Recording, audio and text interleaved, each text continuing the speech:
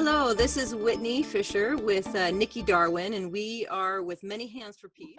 We're inviting you to our very first episode of Heart to Humanity.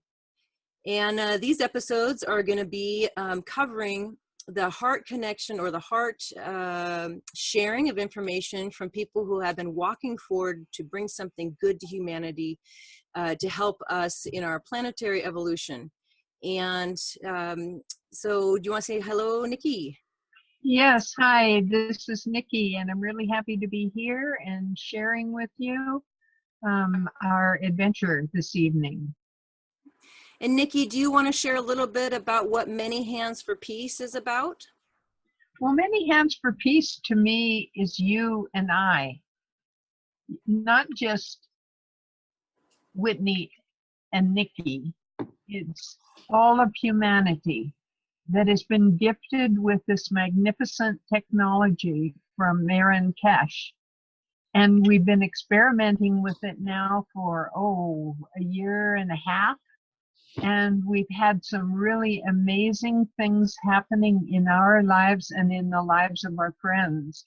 And every time I turn around, somebody has made a different device and they're having energy happening in a different way. And I just think it's great that we can share this now with everyone. Oh, that's beautiful, Nikki. Yeah, that is a really good explanation, because Many Hands for Peace is not an organization. It's really an acknowledgement that there takes many, many people in order to shift something or do something for the world like this. So in that, tonight we have a wonderful special guest for our first episode. His name is Wayne Wangler, and he has been the creator of the Miracle device. But tonight, first we're going to talk about agriculture, because it is close to planting season. So I just wanted to give you a taste. There'll be more episodes with Wayne.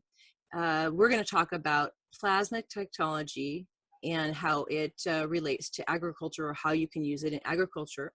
So Wayne is going to come on and give us maybe a little bit of background about himself, and then we'll get going with a very nice presentation tonight for you on how to apply plasma technology in your agriculture at home and wherever you go. Great. Hi, Wayne. Good. Hello, Whitney and Nikki. It's good to be here tonight.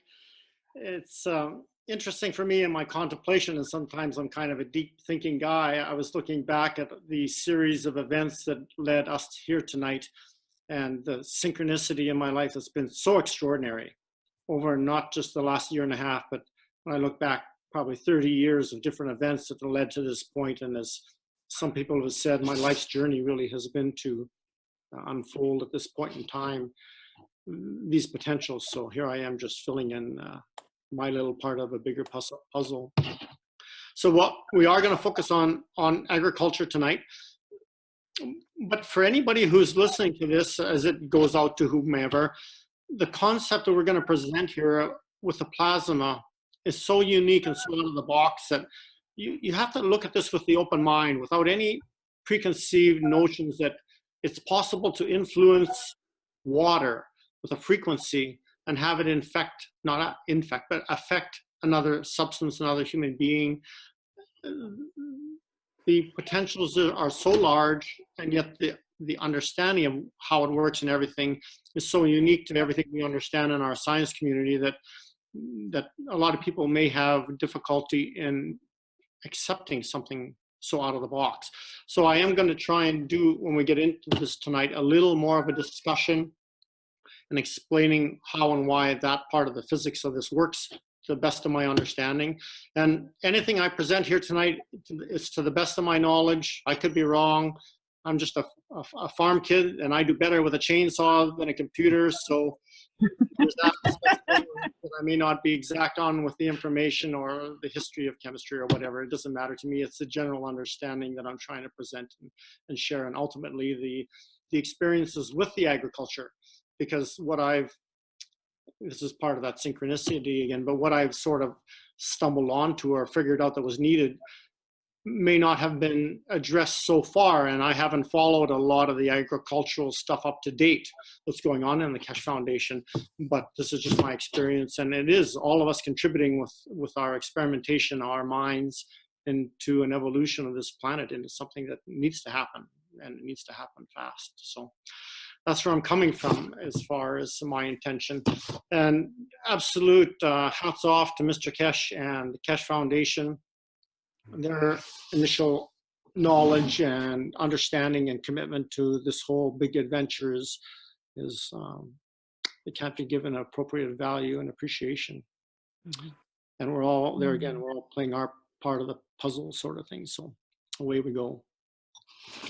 So my background in the plasma goes back to even before what was called the Blueprint Teaching started. And I'd heard about the Keshe Foundation, but there never was really enough meat and potatoes there to get me to turn my focus on that, as far as giving it much, not credibility, but much attention, because my life has always been a busy, full life.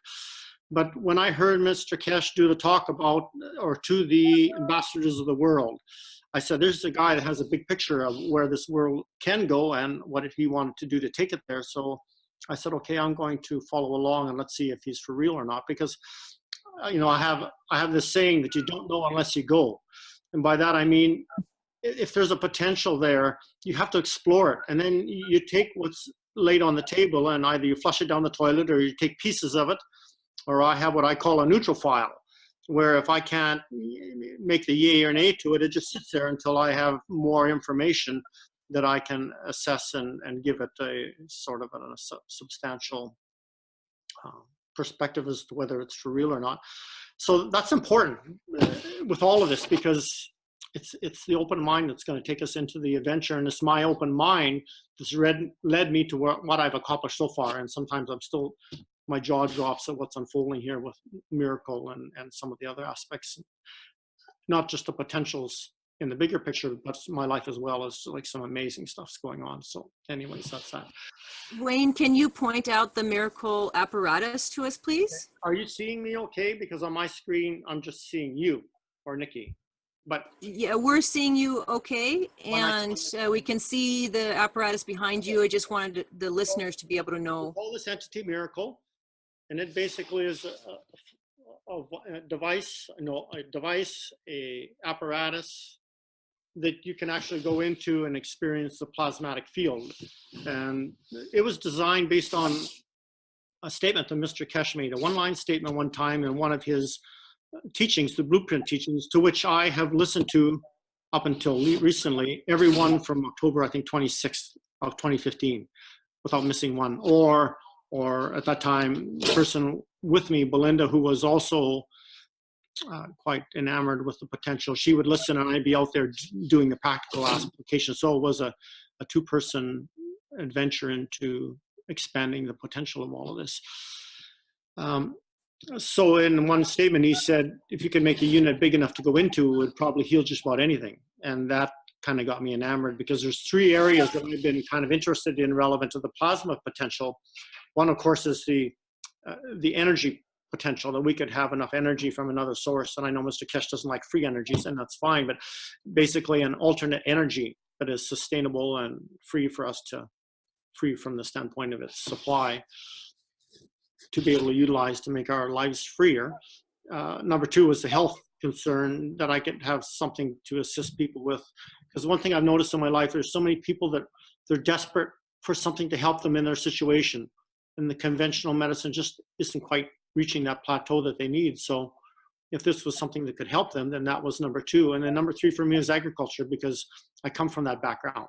And I've always grown my own garden and been quite self-sustaining that way.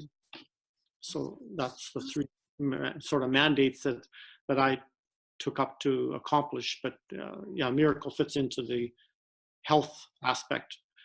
So we thought, but the picture's getting bigger.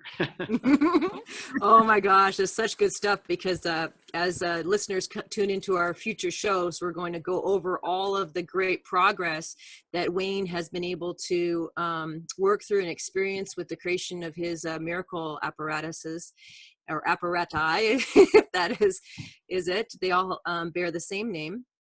and those will be forthcoming. So on the agriculture, since it is spring and it's April, Wayne is going to talk about plasma and agriculture. Okay, but I'm just going to backtrack just a couple steps here and just explain that because through all the research I was doing, and it was a joint effort, a lot of it was in my mind, and I sort of became like a hermit in some ways. I was so pulled back because I understand when you have a focused mind, I would get downloads of information to help me to progress with what I was trying to achieve. But you can't do that when there's a lot of chatter and disruption going on. So through the evolution of both the agriculture and the human benefits or health benefits, which is still about all balancing, we actually created a company called Plasma Balancing Systems. And everything's incorporated under one umbrella there. And basically it's the standpoint of assisting human improvement in their health conditions, agricultural, plants, animals, pets, and of course, pretty much everything in nature that we can look at as far as just the potentials of the plasma. But yeah, agriculture is one that fits underneath the umbrella, and it's turning out to be, I think, a fairly substantial one. Yeah, I haven't found a place where the plasma doesn't exist in my life. Yeah, absolutely. Yeah.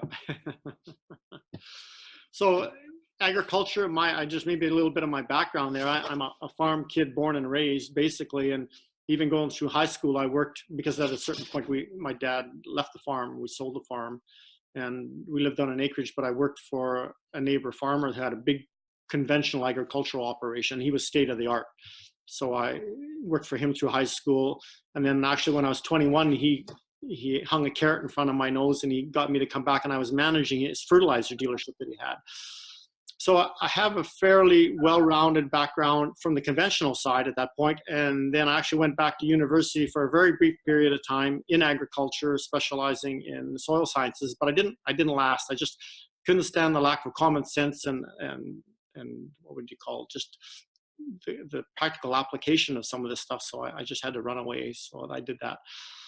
And then always I was living on a family farm, and in about the early 90s, so 1990ish, my father-in-law decided to leave this plains, so there was no one to run the family farm. And I said, okay, I'll do it. But I could see before he passed away the decline in the health of the soil. There's a disease both in the plants, the disease in the cattle. He ran a little bit of a feedlot operation, and he was a farmer all his life. I could see the decay that was going on, but it wasn't my place to interfere. That was his life, his perspective. So I just kept my mouth shut, although sometimes it was a little hard, because sometimes when you're outside of the field of someone's reality, you can see a different perspective. So I said, the only way I would do that is if we change the farm totally over to organics. And it was agreed to do that. So that was a whole nother world that I started to venture into. But I just knew that, because I understand that the soil is an ecosystem as much as the sea is an ecosystem, and the land is above an ecosystem. Within the soil is this extraordinary structure. So I wanted to go about starting to reestablish that. So in my research, one of the books I found that to help me with this was called Secrets of the Soil, and it helped me to bring into a bigger perspective what I had to do to make this soil alive again. And that was everything from the nutrients that went into it to understanding the microbes and the bacteria and everything that were an integral part of all of that. So that was another whole learning thing for me. So that's really been a big part of what's helped me now to get to where I have been once I started applying the plasma into that. And one of the plasmas, let's see, how should I start to explain this? I have to explain something here to people to understand, those who are not familiar with the plasma that's new to them. What we do with this protocol is we take and we produce a field of energy from a substance that's carrying a plasmatic frequency and information. And then we're able to download that information into water. And water is such an extraordinary substance. I mean, life on planet can't live without it. Our bodies are created with it in a high degree. We have a saline solution in the brain that's critical to us functioning. But another interesting part of the puzzle for me was one time I watched a movie called What the Bleep. And in that movie, there was a segment where they showed some water that had been structured based on thought and emotion. And the research had been done by an entity called Masaru Emoto, who was a Japanese scientist, and he recently passed away. But it was amazing to me to understand that you could put a label on the water that said love, and the water would go into this beautiful crystalline substance structure. You could put another jar of water and put hate or anger or whatever, and that water would absolutely change just from the words. But of course, with the word comes a thought and an intention. You could take a stagnated lagoon of water that showed some nasty pictures when he filmed all this, have a Buddhist monk or someone that could meditate go in and meditate over the water, and by the time he was done, the water had changed its structure. So it's very impressionable to the intention of the observer that it will pick up and do what you want it to do. So with what we were going to do with agriculture is to say, okay, can we take then and impregnate the water with a specific frequency and allow that to be incorporated into the plant without actually having to pour the fertilizers into the ground and do it that way. So right from the beginning, one of the plasmas that we create, and if I use the word GANS tonight, that's an acronym that means gases in a nano state, but basically it means liquid plasma. And that's a Keshe Foundation term, and I'm so ingrained with that neurologically that it's probably going to come out, but it basically means liquid plasma.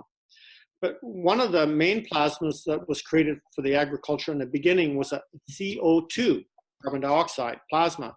And it's really interesting because if you look at carbon dioxide in its normal states on this planet, it's either in a gas, or you can create dry ice, so it's in a colder temperature, or you can create it under pressure and get liquid CO2.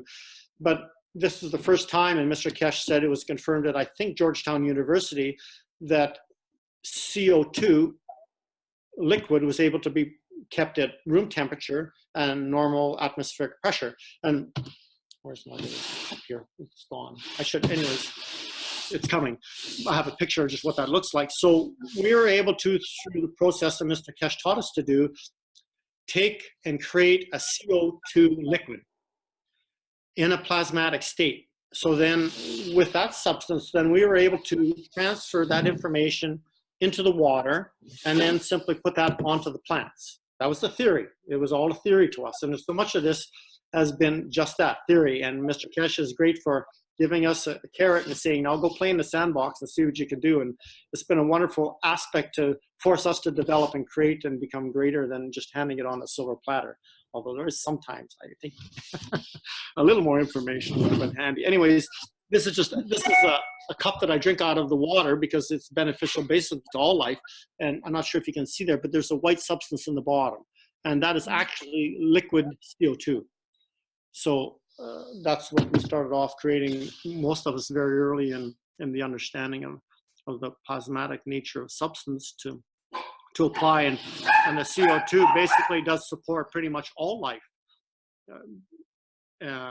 Except when you start looking at some of the bacterias where it's a non-benefit to the human body, then it actually goes in there and starts to control that.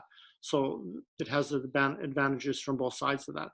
So in 2016, we decided, and we grow quite a large, nice garden, and we have a nice orchard, that I would not amend the garden with anything, that we were just going to leave it up to the CO2 and see what happens with that. So this was the big unknown. We thought this is the only way we can really put this to the test. So what I did is I started having to create, how do I apply this? How do I administer this to the plants? And so the very first little device I created, and Whitney, you have a picture on this, was a simple little piece of PEX pipe that I filled with CO2 GANs, plasma, liquid plasma, and then I just stuck it into a pail of water. And we would leave it overnight. And then we would go and take that and hand water it into the plants. And when we seeded that spring, I actually took then and I would add little bits of water right into the seed bed so that frequency was in there. So this is a picture just showing this little tube hanging in a 5-gallon pail. Now, what was interesting to me is because the CO2 supports life so well, the algae in the pail would start to form quicker than if it was not, if the plasma was not in that pail. So then what I did to try to counteract that, I would put a little piece of nano-coated copper plate in the bottom. And with plasma, the fields like to interact, which is a huge benefit and a huge tool to us. What was interesting in this picture, I started to observe that there was little plasmatic bubbles forming on the outside of the blue tube. So that was an indication to me that something was happening out of the norm there. And this was quite earlier on. We found that it took about 2 to 3 weeks before the plasma water really started to influence the plants. And then all of a sudden, it was just, sometimes it was like overnight, there was an explosion in growth. The color was so vibrant. So I knew we had something there, that it was absolutely doing something. So then the problem to me was, well, I don't have time to go around and take a 5-gallon pail of water and treat the plants all the time. So how can I, on a more across the board way, create something that's going to influence or infuse the water with this in an on-demand situation? So then I thought, okay, can I build a device that I can just hook onto a garden hose and it will do that? And to me, that was quite a challenge. Can I create enough of a field interaction with the water that as fast as it flows through this tube, that it will influence the water? So then the next few pictures are the creation of that and what came into being. So I started off with a piece of 3/4 inch copper pipe, and I nano coated just the outside. And to those of you who don't understand nano coating, it's a specific process that we use to create tiny nano coated particles of what Mr. Kesh says is an sp2 and sp3 diamond-like structure on the material, which is actually pulling in the plasma field. And then I took and I coated the outside of that copper with a CO2 liquid gas or liquid plasma and let it dry. So that was step one.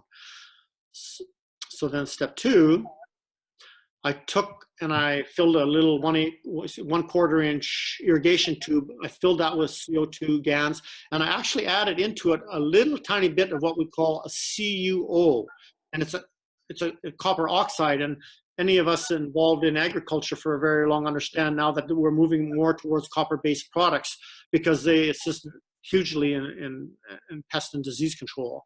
So I wanted that aspect in there as well. And then that was just, of course, as you can see, wrapped to the outside. And then number 3, so then it's just encased in an outside PVC tubing to protect it. But because I wanted to try and create the interaction between the two fields to increase its influence on the water, I made a tube, just a little, I think it's 3/8 PEX pipe also. And I just put a couple little wings on the one end so that it actually caused the water to circulate, to kind of go into turbulence going through there, because there's an advantage to that also, but as well as making it more in contact with all the surfaces as it went through. And that was filled in the beginning with just the CO2 gas and probably a little CuO. What I did is I made a blend that had the CO2 and the CuO in it. So it was just always there to be used. So then, okay, let's see if this works. So hooked it onto the garden hose, and yeah, okay, there you go. So that's a simple application. You just hook it onto the hydrant and then hook the hose on from below. And the idea was I could just go and spray the garden. And what was really interesting to me, and yes, the more you're in this field, the more you become acclimated to it, sensitive to it, aware of it.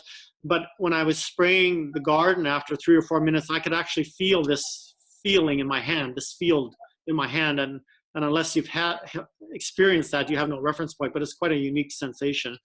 So I knew something was going on. And I continued then to use that primarily to see what was happening with the garden. And as we moved into midsummer, most of the plants were just so lush and so vibrant. In the orchard, what we noticed was that in using that as well as sometimes with a little bit more of a concentrated CuO and sometimes pure CuO, I could control any of the little concerns that we had in apples, which was mainly the apples that we would see certain situations growing. So we were able to just neutralize that. And even things like codling moths, it seemed like, though normally we would have gone along and just hand ways that they were less of an issue, and the fruit showed that. So then the color, the vitality, the disease issues, I'm just sort of going over some things in my mind. By the time fall come, or late summer, I guess, we noticed that some of the vegetables we were eating did not have the normal flavor that we would anticipate under a normal season, because we would have been adding quite a nice cross-board amendment of fertilizers to the soil. And I also checked one time the growth of the beets and the carrots and onions, like the root vegetables. And we found that they were doing great above the ground, but there was minimal growth going on. It was very similar to what you'd see if you were having an excess nitrogen application.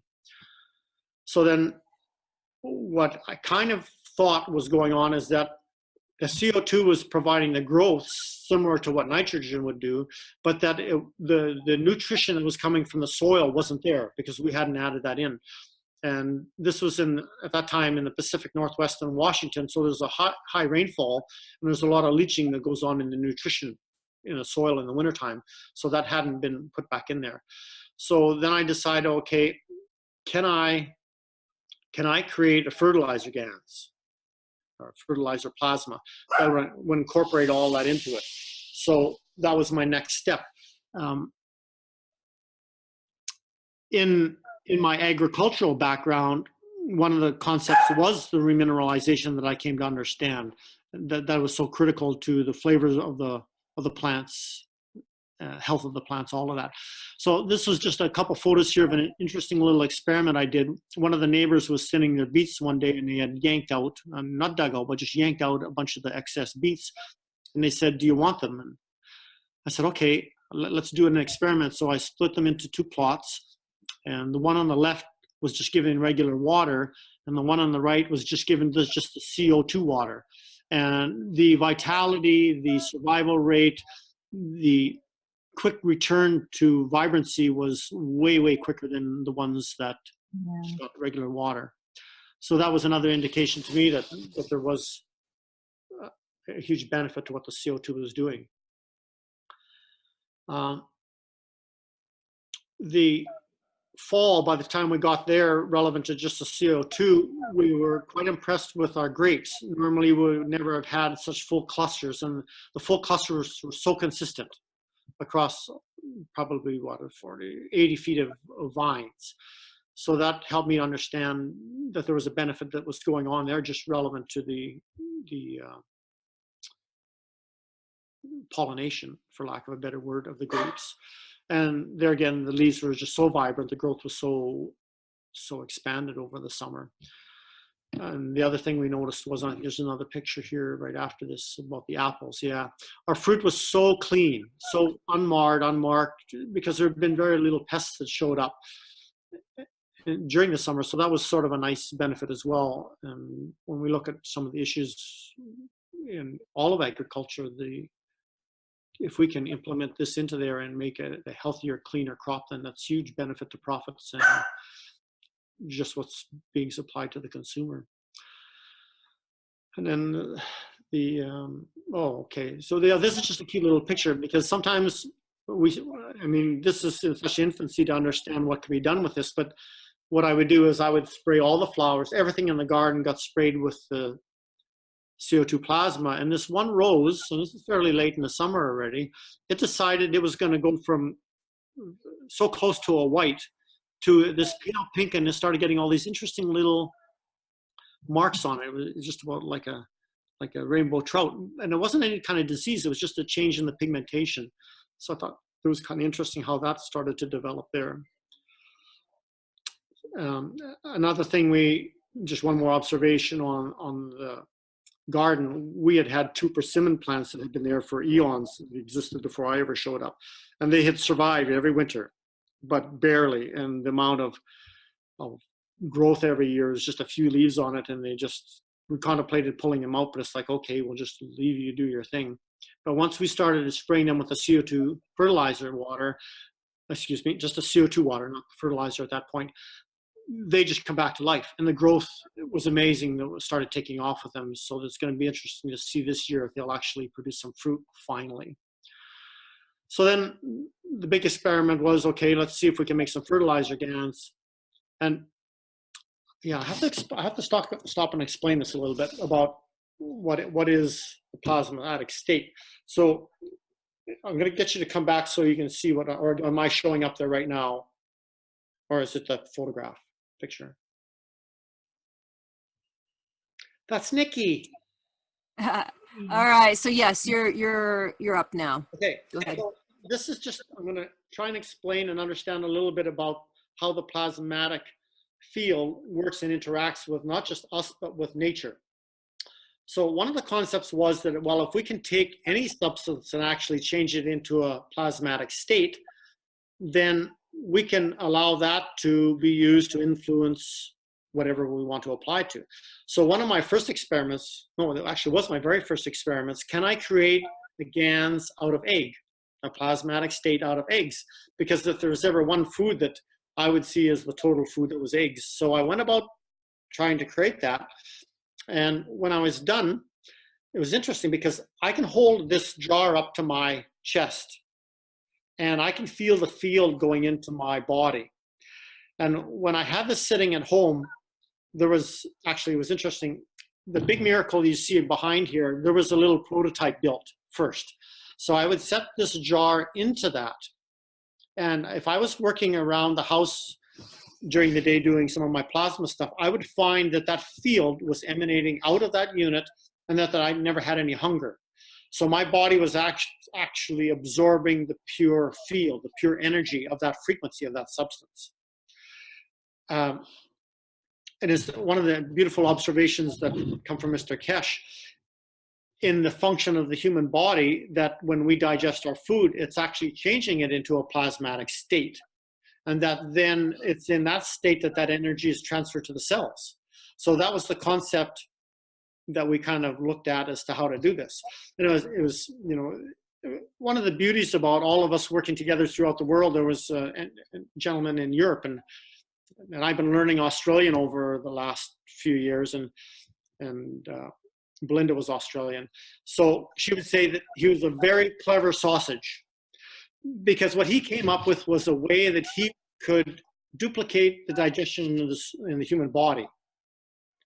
And that's what then became my procedure to how I created the GANs.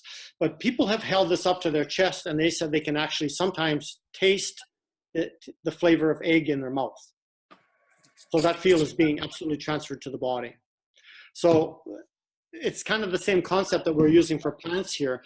We're taking that field and we're transferring that to the water. And then Wayne, yeah. Could you explain how you made that egg GANs? Okay, so the process in the digestive system in the human body is you take and you first introduce it to hydrochloric acid, which we have in the stomach. So in my case, I used muriatic acid, which is a hydrochloric acid, and I used it in full strength. And then after it's sat there for a period of time, and I have all this logged in my notes, but then we add what we have left over from our working with the nanocoating protocol is a used caustic. So it's a very base pH material to neutralize it. And then we rinsed it with a CO2 plasma water, and that was basically it. That's how it was created. And it just creates that field. And that's the exact same protocol I used in creating the fertilizer GANs. And from what I can see, I have accomplished that. Excellent. Thank you very much, Wayne. So how I looked at this is from the agricultural perspective again, and I put everything into the brew or the cocktail I could think of that would benefit a plant, across the board nutrition. So I started off with what is called glacial rock dust. And it's a fine powder, a sediment that's mined from the glacial till. And it carries, depending on where it's mined, it could have 70 to 75, I think, somewhere in that range, different minerals in it. So some of the very fine, not kept in the soil anymore because it's totally depleted substances that are important. And it's interesting, back up on the farm, when I was there. I actually started feeding this to the chickens and to the cattle as part of a supplement. And it was interesting that it just seemed to be beneficial to their overall health. And yes, it's still in a mineral form, but it had that advantage. And so that was the rock dust. So that's a kind of a full spectrum perspective. So the next substance I brought into the picture was boron. And boron is really interesting in its antifungal and anti-everything nature in that regard. There's a wonderful story that I want to share that I heard years and years ago about a situation that happened up in the Okanagan Valley up in British Columbia. There was some kind of a disease problem going throughout a lot of the orchard area, and a couple of the DAs one day, which is district agriculturists, were driving along on the road, and they happened to go by this little orchard, and they noticed that this orchard was in such a vibrant state.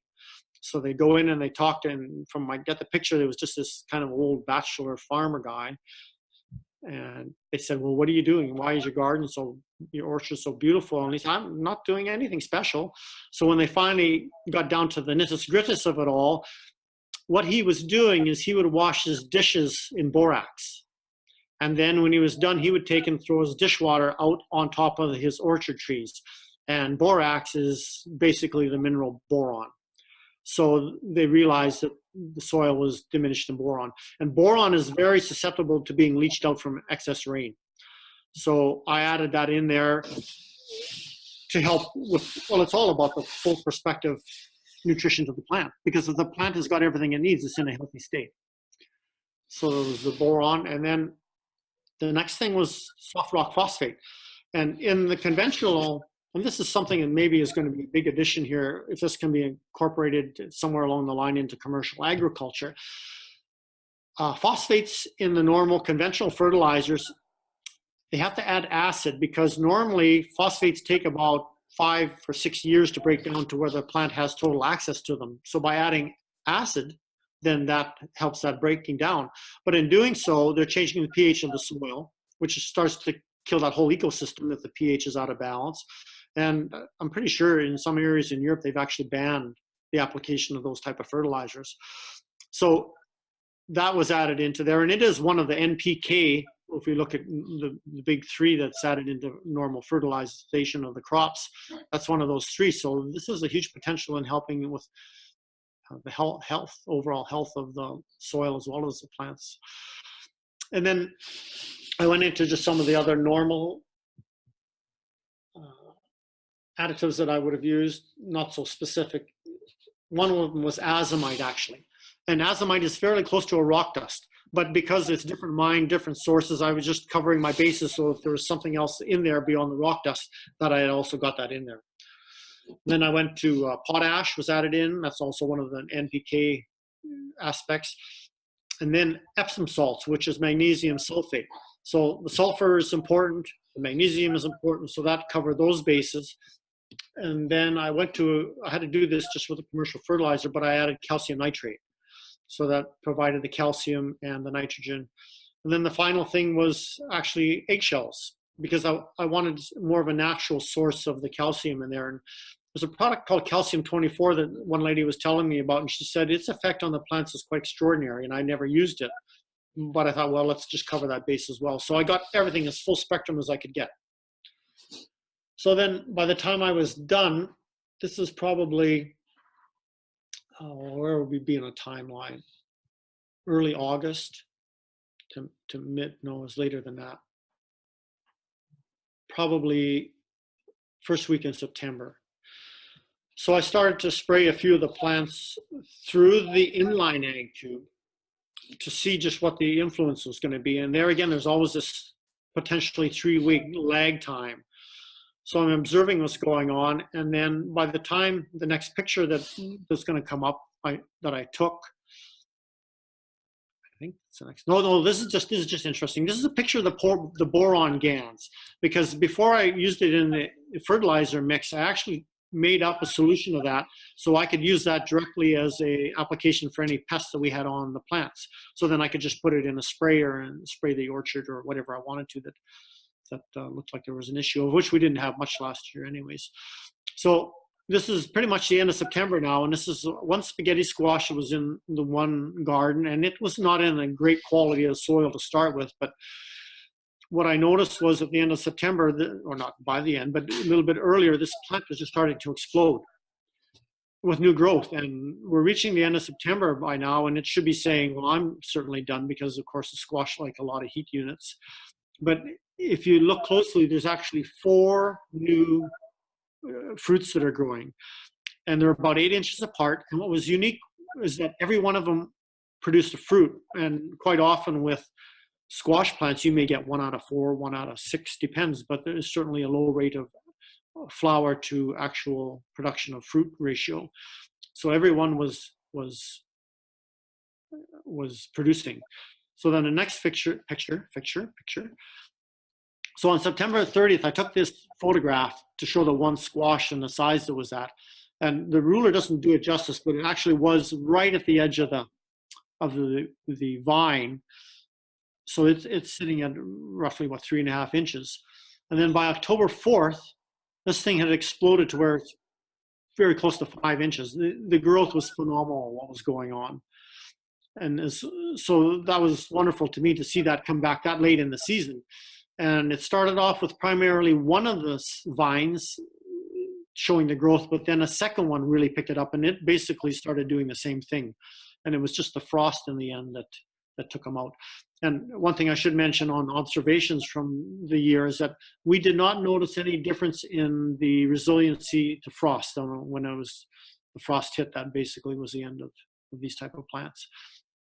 And then the other plant that I have a photograph of was one of the peppers in the greenhouse. And I'm not sure how well that's going to show up to the viewers, but this thing started going ballistic also, and it had 9 new little fruits growing, which was just, it was just profound. It probably maybe had 3 to 4 over the summer. And there again, it was just the late season that put an end to its production, but it was going to give us way, way more. So that kind of showed me that there was a wonderful advantage to using this in conjunction to the CO2. And of course, when I'm spraying the plants with the fertilizer GANs, CO2 was still a component in there, and the CUO was also still a component, but it was just incorporating all the other minerals and trace minerals to get the full meal deal, so to speak. Wayne, I don't think that we've talked about CUO GANs at all yet. Yeah, we touched on it just a little bit, but basically it's the understanding CUO is a copper-based GANs we produce, or plasma liquid, and copper has a tremendous advantage in controlling a lot of fungicides and blights and that sort of thing. So it's becoming really quite widely used in agriculture. And I was surprised last year talking to an ag pilot from Texas. He said down there they were actually using copper-based products to spray quite a bit of the crops that they were growing down in that area. So it's becoming more commonly understood as a safer and a very viable way to do that. So when we can produce that in the plasmatic state, introduce that into the orchard or the garden, it's the same thing. It's going to help with a preventative perspective on disease. And also, Wayne, I'm just to make sure before we get too further past the fertilizer GANs, how do you make that? I know you talked about how you make the egg GANs, and it's very similar, but just so that the curious people, they know that they're going to plant right away. I'm not telling. I'm not telling. No, I'm joking. Basically the same protocol, exactly the same protocol. But the one thing there, you're dealing with potash and the soft rock phosphate, which is more a mineralized substance. So I took a lot of effort to stir it routinely. Mm-hmm. So I was making sure that acid was getting in there and breaking that down. So could you go get the fertilizer GANs is upstairs maybe? Yeah, it's just interesting because there's that picture there, but what's happening now, it's actually growing. It's like it's increasing in volume in the container, which is really quite unique, what's going on there. Yeah, so that's that level it's at there, but now it's probably close to double that in the container. Are you going to be offering anything like the fertilizer GANs to people who want some, or? Not so much the fertilizer GANs, but we absolutely are going to be producing the inline egg tube and the little drop in the pail tubes as well. They're going to be for sale. limited amounts, because as anybody that's worked with this plasma understands, it's a very time and labor consuming procedure. But I'm working on 12 of them right now. And of course, by getting this out, that enables whoever, wherever, to start to duplicate this on their own, because there's, I mean, the agriculture industry is so huge and there's so many aspects to this. And when we further in here, I'll list a little bit of some of the ideas I had where this can benefit. But I'm sure the more people think about it, the list is going to get so explosive and so widespread that it's going to be interesting. And at the end, we'll make sure that we show your website and things like that. So we'll have that written across the screen for anybody who's looking to get a hold of Wayne in the middle of that. Okay, and just to understand, the website is still kind of in the growth stage, and we are just about getting ready to put an agricultural part on there, but we're not going to have any of the order online type stuff. We're just a little operation right now, and there again, it is based not only on the agricultural part of the products, but then of course we actually have a clinic where people are coming into now to be able to go into Miracle, and that's another whole 3 or 4 programs to explore into that. But so maybe I've taken a considerable amount out of this already, and maybe it doesn't show it quite so much anymore, but it's more than what's in there, and it probably at one point was close to double that size. So it's interesting how there's something going on in there that is unique, and as usual, there's so many unknowns that we're dealing with relevant to these different plasma states. So that's where that's going. And it's not a complicated procedure to do that. And part of it is just understanding what we want to add into that. And I'm just getting ready to start my second batch now, and I'm contemplating what else do I want to add into the cocktail. There's things like maybe humic acid that I could add in, because part of it is looking at how is this going to affect the ecosystem in the soil. CO2 assists pretty much in all life, so will it actually benefit the bacteria and the microbes and the rhizomes and everything that's growing in there? So maybe that can also be a benefit, because that's something that's hurting really bad in so much agriculture. One story I was going to share, and I just thought of this now, but years ago I heard the story where some of the oranges coming out of California had basically no traceable vitamin C left in them because the soil was just so diminished. And so this is an important aspect of this. And it is going to be a big re-education process. And yes, this is going back maybe 20 years in my life now.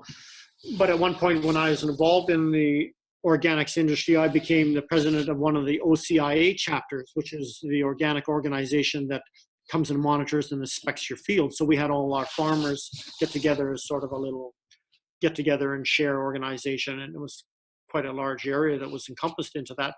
But because of my position, I actually had a meeting with the head DA at that time. And it was interesting. I might as well have been talking to a wall, because to talk to him about remineralization was like, duh, what are you talking about? Well, maybe copper might be of value, but to talk about anything other than that, it was just, they weren't ready to understand that. So it's by those of us that can see it in a different perspective and then start to implement that. And the results are going to stand on their own. Once people can start to see the results, it's like, my goodness. And yes, there's a huge amount of extra research needs to go on. And that's partly why I want to get this out now. And I have one lady who has one of the inline ag tubes that's experimenting for me right now with all her spring plants and everything. And she's documenting and she's photographing and everything so we can see what's going on. And I'm doing a little bit of experiments with seeds and potatoes and onions, a few things that were in earlier. And actually, there should have been one photograph also, Whitney, of the seeds that we planted this spring and what happened there. And maybe that's just coming up, but we could hit that one now. Okay, there it is. So this, about a month ago, I thought, okay, let's see what happens when I plant some seeds right from the beginning with the fertilizer GANS water. So I took 2 dishes, and it was a pail of old wheat I had sitting out there in the yard, which normally we'd just feed to the chickens. And I expected the germ would be bad in it, but I put 50 seeds in each plate, put a paper towel down, wetted them. One got just regular tap water, well water, and the other one got the fertilizer GANS water. And what I noticed, and I don't want to call the date, but regardless of that, the vitality in the one with the fertilizer water was so extraordinary, it actually started to push up the cellophane. And it wasn't that the one cellophane was looser than the other. They were both kind of wrapped equal, but it was just so extraordinary to watch what those plants were capable of doing. Or of course, the other one did not. I did not see an improvement in the germ rate, but that doesn't surprise me with that was that old.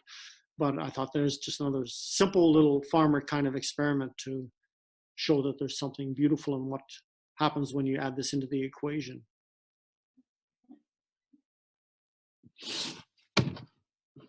And then this is aloe vera plant that's at the office, and whether the photographs can do it justice, I'm not sure. But this was a aloe vera plant on the acreage last fall, and I didn't have a place for it inside, and I didn't want it to freeze, so I saved it. And then when we set the office up late last fall for plasma balancing systems, I brought that in there. And it hasn't had a great life because it's in a room where the light is somewhat diminished, and for an aloe vera plant, it would like a fair bit of sunlight. But about, well, April 4th, I think April 4th was actually the day I started spraying it with the fertilizer plasma water. And what we noticed is that the growth just started to change. And this was on April 15th there. And there again, the picture may not do it justice, but it's just starting to explode. And we took another one today, a photograph, but I didn't get it downloaded in for you to put on the page. But the growth is there again. It's just starting to become exponential. And it's interesting. It's a very light color compared to normal, but the leaves, whatever you call it on aloe vera, they are so plump and so full. It's just a very happy camper. And I have to also share this little story. When the lady that has the business next to us in our office, she has a massage studio there, and she has a beautiful big Boston fern that's sitting right up next to the wall that would adjoin our room where Miracle is sitting in. And she comes over one day and she says, "You have to come over and look at this. You have to come over and look at this." And I wasn't there that day, but Sue Ann went over and had a look and took a picture. And this plant has a color to it that is so extraordinary. And its vitality and its growth and its life is saying like, yippee. And since then, she come over again and said, "You got to come over and have a look at this." And what it's starting to do is grow up towards the wall adjoining our office where Miracle is sitting. So that field is emanating out, and we know that this unit is doing that. The field is way beyond its actual physical stature, to where that plant is picking up that field, and it's saying, "I like this." Because my whole understanding about the plasma is that it's an energy that's coming from the very top of the visible light spectrum. And maybe this is another whole discussion later on, but just to share a little bit here. So you could call it source energy, 0-point energy. I like Mr. Kesh's definition. He calls it the genie in the bottle. And that's why we can't so far measure it on this planet, because it's not even in a particle state yet. It's still in a pure energy state to become anything else we want it to become. So it has that viability, flexibility to come in and support all life. And that, I think, is a major part of why we're seeing the extraordinary results across the board. Like Nikki said, no matter where you apply it, there's a benefit to it across the board. And sometimes mind-blowing, just about the difference it can make in life. So I just want to put that part in there. It's absolutely gorgeous, Wayne, because that's why it's so exciting to get this information out to everybody in little bits and pieces, but let's start applying it in our lives. So then I looked at, okay, well, where are the benefits to this? How broad spectrum is it? And so I kind of wrote down a little bit of a list here, but I mean, it's probably just a tiny little fragment of where this is going to go. The cost efficiency. And one of the things that needs to be researched right now is how much water of the plasma water and how often does it have to be applied to get maximum efficiency out of it. Then, this was at one point I had asked to join Dr. Gata in Africa to the agricultural group, and he said yes, but I got so busy I just didn't have the time to carry on to participate in that. But for somebody like that organization who have the facility and everything to start to test that and see what is required. Is it possible, and you made a comment on this the other night, that maybe just a single spray can influence something so much that that's all needed to improve the life of it all, which means that then somebody that's growing wheat, for example, can you just go over once in the spring and maybe subsequent during the summer at certain points, but have the benefit of that water, do everything you can by applying a huge amount of expensive fertilizer? So that's the unknowns. That's where we have to explore on all of this. So then, of course, it is the cost efficiency, because the cost of fertilizer to the normal farmer is amazing. This is a huge cost, the input cost of that. You are in one application supplying an absolute full spectrum nutrition to the plant, whereas normally, certainly not being done in normal agriculture, and even in the organics. And this was an interesting thing.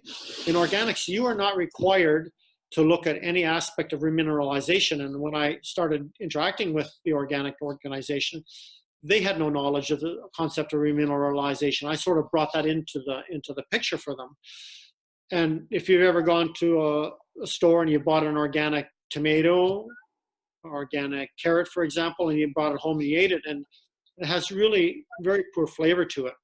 The organics only requires that you limit the pesticides and the herbicides, for example, but there's no emphasis on remineralization of the soil. So it's the same thing. The soil can be half dead and you can still be qualified as an organic farmer, but what you're putting out is really not still a plant with complete nutrition. So this can absolutely benefit in that whole organic industry. So from my observations also in the organic industry, there's the understanding if you have a healthy plant, it's way less susceptible to frost and drought. And there was an interesting story shared to me from an organic farmer one time of how he had a field of the exact same type of wheat planted at the exact same time as a farmer across the road that was a conventional farmer.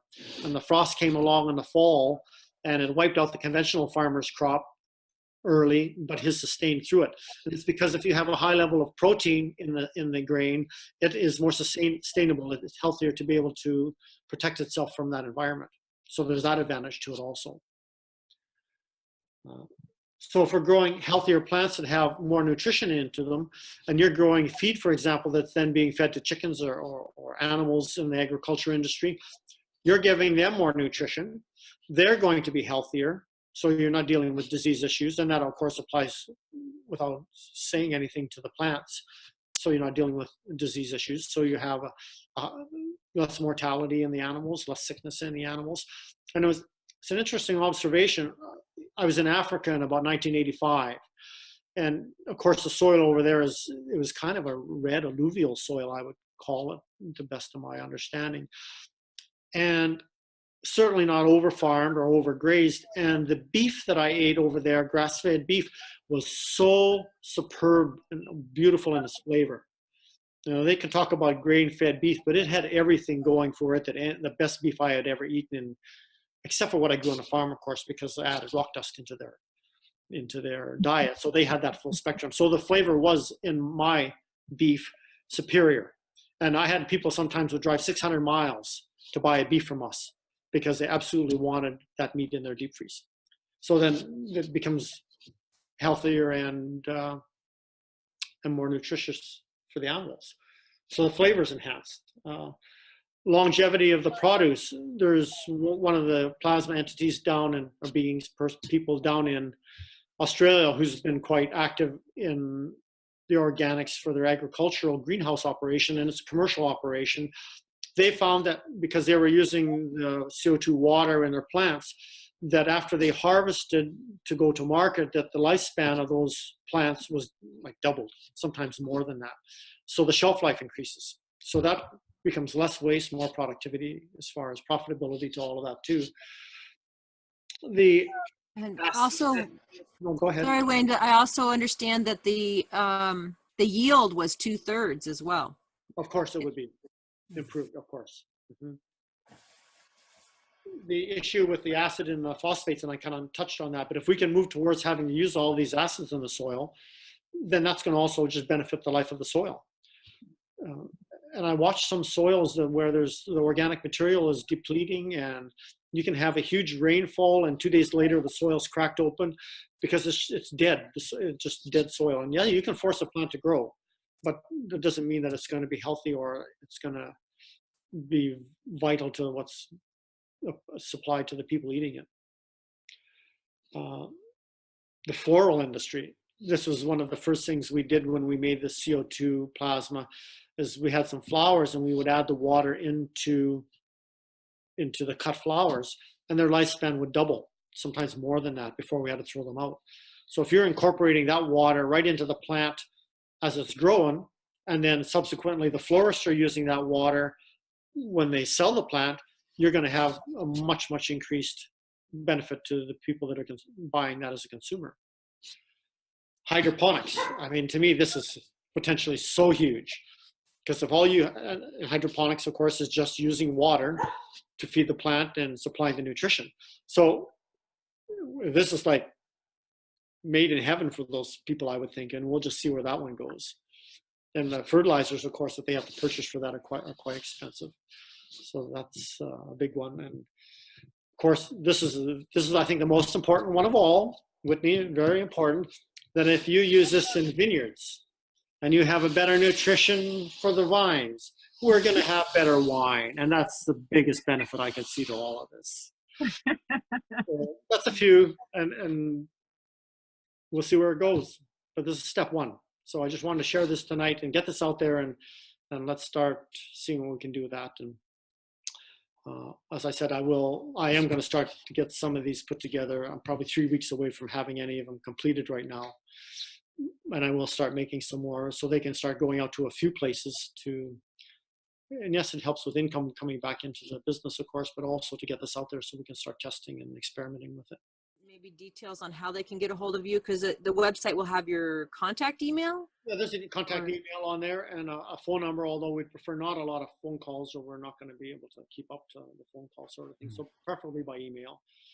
And it'll get more structured as we go along here as far as the efficiency of it all. But we are kind of, plasma balancing systems has just kind of been birthed. We're not that old. And we've been taking a little bit of time. We have been open to understand what we have in Miracle.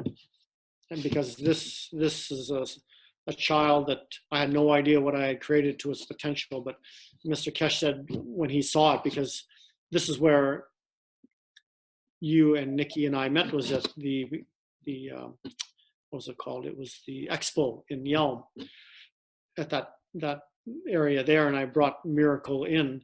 And then when Carrie did her interview with Mr. Kesh, he saw that momentarily, and he said, "This is magic. I know what it can do." So and I started to realize that what I've created here is bigger than I expected. So this is exploring as to the potential in this as well. So I'm a busy guy. Busy guy. And a very amazing craftsman and artist with this, because it takes someone who really understands that your intent and how well you put together the device, how much you care, how much you're focused. It takes a craftsman like that to make a very good plasma device. So it's amazing what a farm kid can do with a chainsaw, isn't it? Yeah. Yes. But you touched on the point that is so important with all of this, with the plasma, because it is influenced by consciousness. And that may be over the head of a lot of people, but it absolutely is a fact. And more in our world now, we're becoming aware that thoughts are affecting matter. And Masaru Emoto's work is evidence to that basically every thought and every attitude and every emotion is going to influence the water. So how powerful are we? And for that reason, I have been the only person I've allowed to work on these as myself, because I didn't want someone else that was not in the proper state of mind to be participating.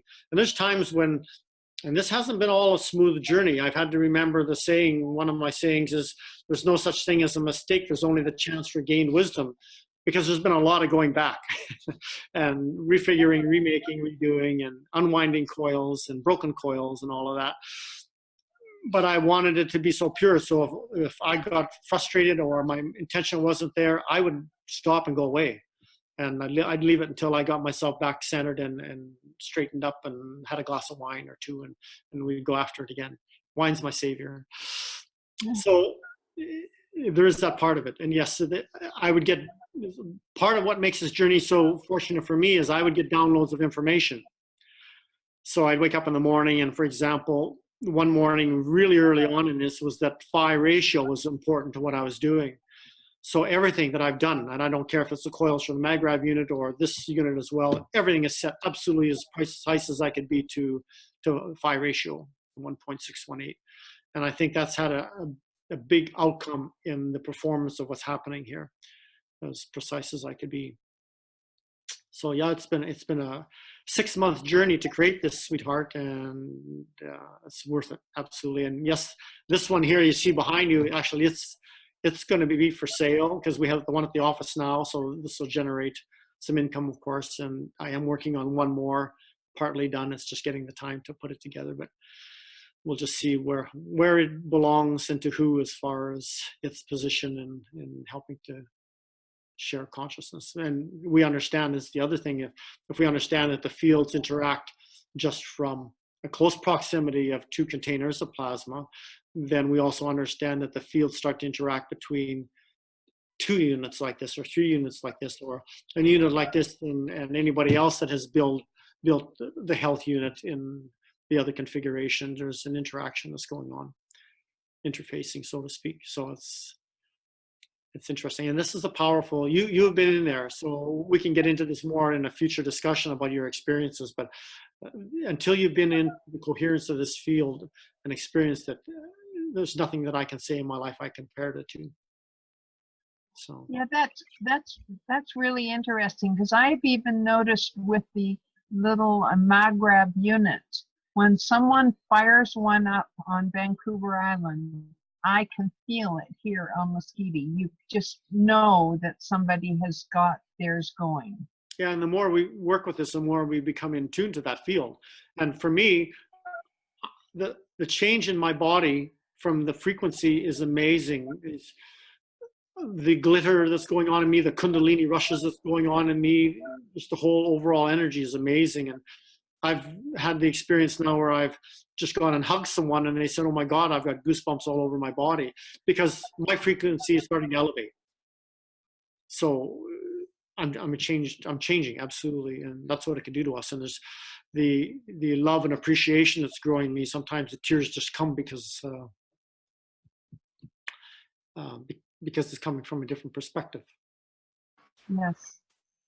It's a beautiful sharing of our beingness and our well wishes.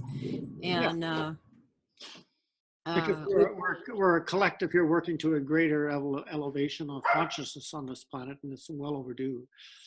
So we all play our little part, and that's why we're together, because it was appropriate for us to have like mind and start to share this to the world. And look at how it happened. You emailed me 2 weeks ago, and it was pretty much the exact time that I was saying, okay, it's time for me to start to get this out to the world. So that synchronicity just carries on, and I just keep walking through the doors. Mm-hmm. It's quite beautiful. Yeah, I like it. We really do need to connect to do this. We're not able to just maintain our separateness anymore. We have to connect. For those of us that are ready, yes. Yes. But everybody's ready. Mm-hmm. All right. Well, thank you, Wayne, for sharing of yourself tonight to all of humanity and everyone who is listening to this in any time frame. Our hearts go out to you, and we love you, and extend out this information energetically as well as what you're watching here. And look forward to more shows with Wayne. We're going to be going over his observations and experience with these miracle devices, and also we may be even doing some sort of meditation together. But we'll get the word out on that as it comes up. Experimentation, and then also we're gonna, just so that people know, at one point you'd asked me to share the information on how I create our health pen, because it is sort of the big Kahuna one, and even with the split center rod and the roll top on half straight and half roll on the top. So that is the sort of the best to me that can be utilized out of that aspect of the health unit. So the health pen. So we'll get that out there to share. Great. All right. Thank you all. Some fun times coming up. Thank you for your efforts, both of you, and we'll just continue the march. Thanks, Wayne. All right. Yes. Great. Thank you very much, Wayne. Okay, bye for now. We'll talk to you soon. Bye for now. Hey.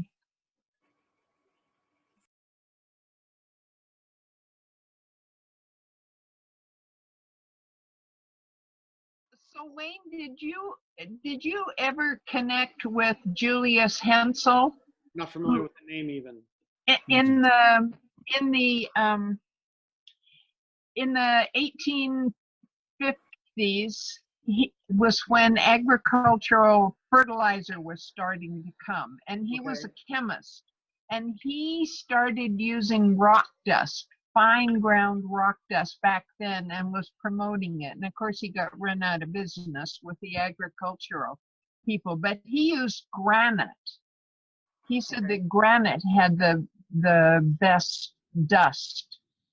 As water flows down a mountain, Yeah. It gets sun, and it leaches the minerals out of the rocks. Okay.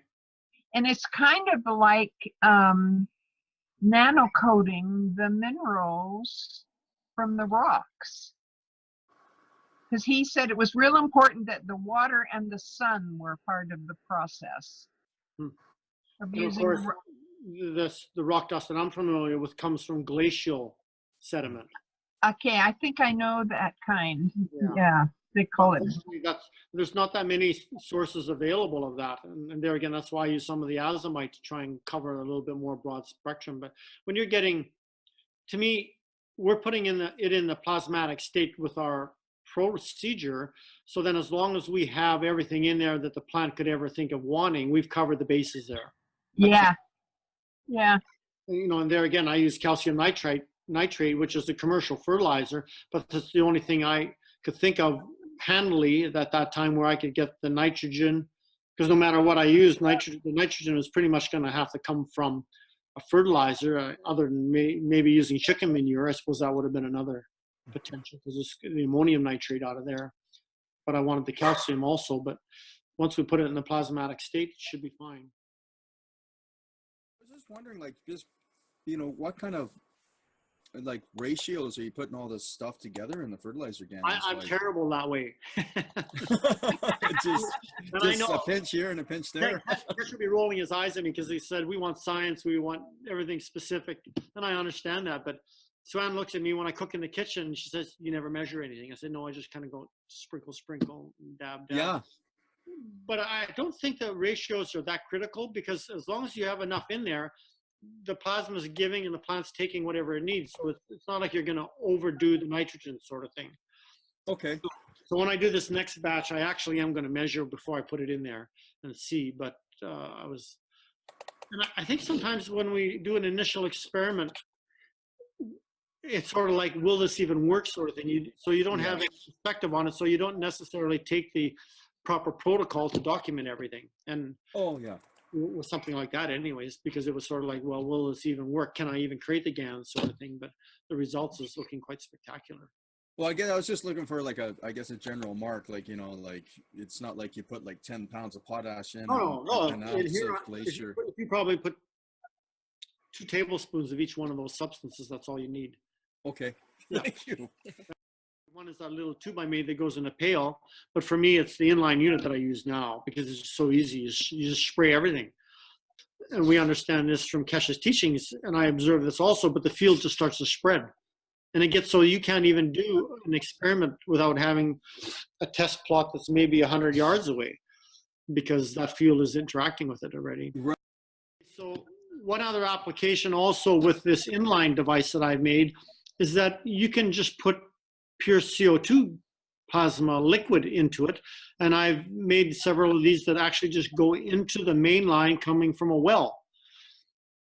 And that generally is going to be either an inch or an inch and a quarter in size.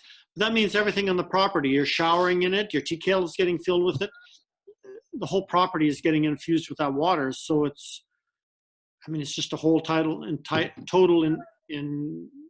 enlivenment to everything that's going on with the water on a property. And it'll be interesting as we go along with some of this as to understanding the crystalline nature that the water is in. And this is for me coming up with more funds and resources not that I need a new Porsche, but it's about being able to get some equipment to do some of the testing with some of this water and understand.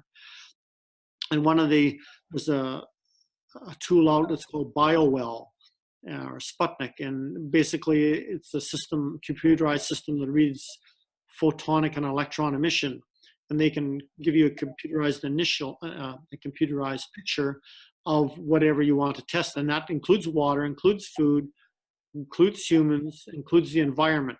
So I think this may be a very appropriate tool to bring into the picture here, but I'm still investigating more about it because I just want more information, but I think it's going to maybe be wonderful in what it can do for us. So there's that. And then one other thing I wanted to mention, in the application of the CO2 GANs on seeds, Mr. Kesh said that they've found that what it does is it returns a GMO seed to its normalized DNA state. And that's huge, because some of the cross-contamination now that's coming with seeds from GMO seeds is unstoppable. It's out of control. And there's been, of course, even legal court challenges because where Monsanto's seeds had influenced an organic farm or a non-GMO farm, and it's just not, it wasn't stoppable. It wasn't that farmer's fault. But so that's another beautiful potential that somewhere along the line there exists the possibility of returning the seeds on this planet to a natural state, because that's a dangerous, to me, long-term problem. When you put a plant in its healthy state, the disease doesn't come to that plant. There's not a frequency specific to it anymore. That bug, that beetle, that virus, that fungus, it's looking for a plant generally that is lacking in something. And there's a beautiful book we had in the organics. It was called Weeds and Why They Grow. And every weed that would grow in your field is because you have a specific deficiency in a mineral. So it's not just a random weed that grows. So that, and I could see that, because when I look back on my farming life, there'd be some areas that maybe you would have a certain type, or one field, you would have be more prone to a thistle, for example. And you go over to another field and be more inclined to whatever it was. So there seemed to be a pattern, but I couldn't understand that until I read that book, and then I realized, okay, different soil types, different deficiencies. So we need to make GANs of all those weeds and spray them on the field. I don't think we have to, Nikki. I think when we spray the fertilizer GANs, you're giving everything back to the soil it needs. Okay. Yep. Yep. Oh, that sounds simpler. Yeah, and see, the weeds, actually, what they did is they would go in and they would pull up the deficient mineral. They sort of focused and concentrated on pulling that up. So there was actually a benefit to what they were trying to do. Great. Mm-hmm. You guys are going to find this maybe interesting, but I was working with making a calcium GANs. And what I wanted to do is, I didn't want chicken bones. I actually had a venison that donated its joint to me. Well, it did. So I used the joint of the venison because it had all the cartilage and the bone there that would be more, to me, relevant to the human application. Right. And so I had this all done, and it's sitting over there in the graduate room temperature. And one day I go out there and I notice that there's kind of this residue that's starting to grow on the top. And I couldn't figure out what it was. You know, this is the unknown area we're in right now. Well, I got something here, but what the heck is it? So I waited and I waited and I waited, and I touched it once in a while, and it felt really oily. And then one day, all of a sudden, it's getting mold on the top of it. So it's interesting that, I mean, it's gone through all this hydrochloric acid and it's gone through all this caustic to neutralize it. So the chance of there being any organic material that's left in there in that state really isn't probable. So I think what was happening, I was actually growing amino acids. So I took the mold off of it and I left it again, and the same thing happened. It kept growing, and then after a while, the mold started to appear on top. So I took the mold off a third time, and I sprayed it with CuO water then on top. And then I put some in the fridge, and so far it's staying fine in that state. But some of the amino acids I've created is really quite impressive, like the gold amino acids. I mean, that's just an amazing substance, I think, to what it can do because of the frequency of it. It's so high up in the frequency range.